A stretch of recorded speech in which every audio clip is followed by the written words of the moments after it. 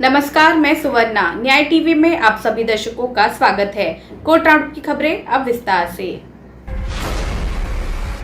महाराष्ट्र से अगवा लड़की फरीदाबाद में मिली, आरोपी शिक्षक गिरफ्तार। फरीदाबाद 23 मई भाषा महाराष्ट्र से एक 13 वर्षीय नाबालिग लड़की के कथित अपहरण के मामले में मुंबई पुलिस ने सोमवार को हरियाणा के फरीदाबाद जिले से एक शिक्षक को गिरफ्तार किया।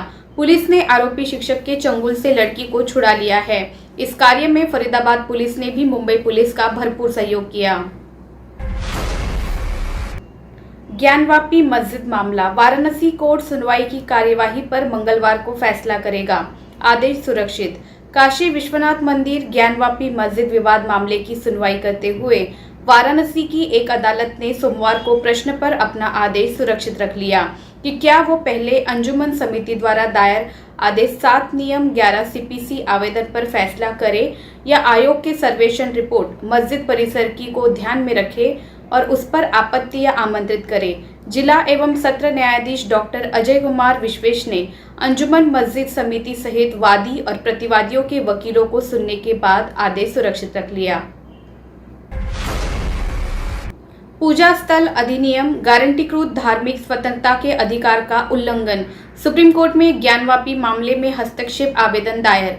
सुप्रीम कोर्ट में ज्ञानवापी मामले में हस्तक्षेप आवेदन दायर करते हुए कहा गया कि पूजा स्थल अधिनियम 1991 भारतीय संविधान के तहत गारंटीकृत धार्मिक स्वतंत्रता के अधिकार का उल्लंघन है। आवेदक भाजपा नेता और एडवोकेट अश्विनी कुमार उपाध्याय ने प्रस्तुत किया है कि अनुच्छेद 14 के तहत गारंटीकृत न्याय का अधिकार, अनुच्छेद 21 के तहत गारंटीकृत गरिमापूर्ण जीवन जीने का अधिकार, अनुच्छेद 25 के तहत गारंटीकृत धर्म के अभ्यास का अधिकार, अनुच्छेद 26 के तहत गारंटीकृत धार्मिक स्थलों को बहाल करने का अधिकार और अनुच्छेद 29 के तहत गारंटीकृत संस्कृति का अधिकार सीधे तौर पर वर्तमान याचिका से जुड़ा हुआ है।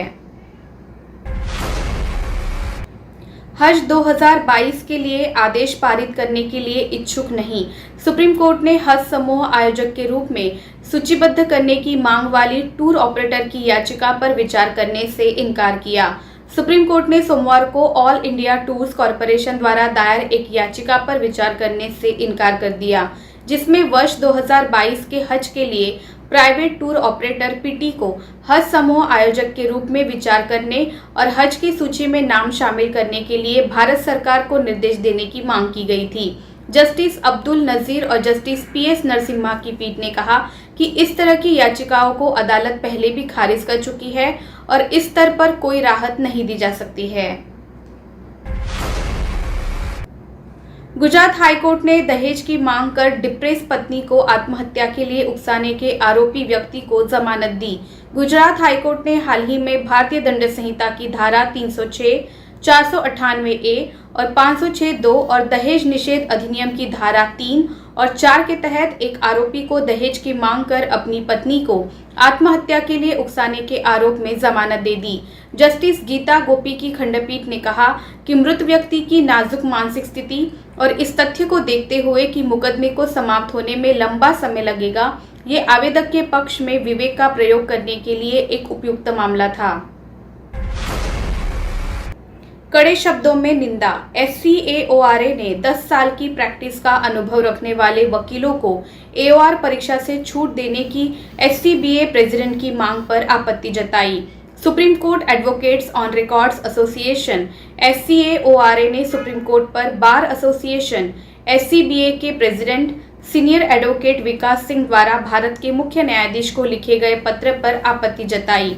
इस पत्र में सीनियर एडवोकेट विकास सिंह ने CJI से अनुरोध किया है कि 10 साल से अधिक प्रैक्टिस वाले वकीलों को सुप्रीम कोर्ट में एडवोकेट ऑन रिकॉर्ड AOR के चयन के लिए होने वाली परीक्षा से छूट दी जानी चाहिए। विकास सिंह के इस सुझाव का supreme court advocates on record association ने विरोध किया है। सुप्रीम कोर्ट ने स्कूलों में छात्रों के यौन उत्पीड़न को रोकने के लिए दिशा निर्देशों की याचिका पर केंद्र और राज्य सरकारों से जवाब मांगा। सुप्रीम कोर्ट ने गुरुवार को रिट याचिका में नोटिस जारी कर बच्चों को शैक्षणिक संस्थानों में किए जा रहे यौन उत्पीड़न सहित किसी भी तरह के उत्पीड़न से बचाने की मांग की। जस्टिस इंदिरा बनर्जी और जस्टिस CT रवि कुमार की बेंच ने केंद्र और राज्य सरकारों से जवाब मांगा। नखीरन तमिल दी साप्ताहिक के संपादक, प्रकाशक और प्रिंटर नखीरन गोपाल द्वारा दायर याचिका में बच्चों की सुरक्षा के लिए और मौलिक अधिकारों के प्रवर्तन के लिए शैक्षणिक संस्थानों में बच्चों के लिए दिशा निर्देश भी दिए जाने की मांग की। आर्थिक या धन संबंधी लाभ के अलावा अन्य लाभ हासिल करने के उद्देश्य से गैर कानूनी गतिविधि जारी रखना भी मकोका के तहत एक संगठित अपराध है। सुप्रीम कोर्ट ने कहा है कि आर्थिक या धन संबंधी लाभ के अलावा अन्य लाभ हासिल करने के उद्देश्य से गैर कानूनी गतिविधि जारी रखना भी महाराष्ट्र संगठित अपराध नियंत्रण अधिनियम 1999 के तहत एक संगठित अपराध है। जस्टिस दिनेश माहेश्वरी और जस्टिस अनिरुद्ध बोस की पीठ ने कहा कि अपराध करने वाले व्यक्ति को लाभ हो सकता है जो सीधे तौर पर धन लाभ या अन्य लाभ की ओर नहीं ले जा रहा है, लेकिन समाज में या यहाँ तक कि सिंडिकेट में भी एक मजबूत पकड़ या वर्चस्व प्राप्त करने का हो सकता है। फिलहाल बस इतना ही। अन्य खबरों के लिए जुड़े रहिए न्याय टीवी के साथ। नमस्कार।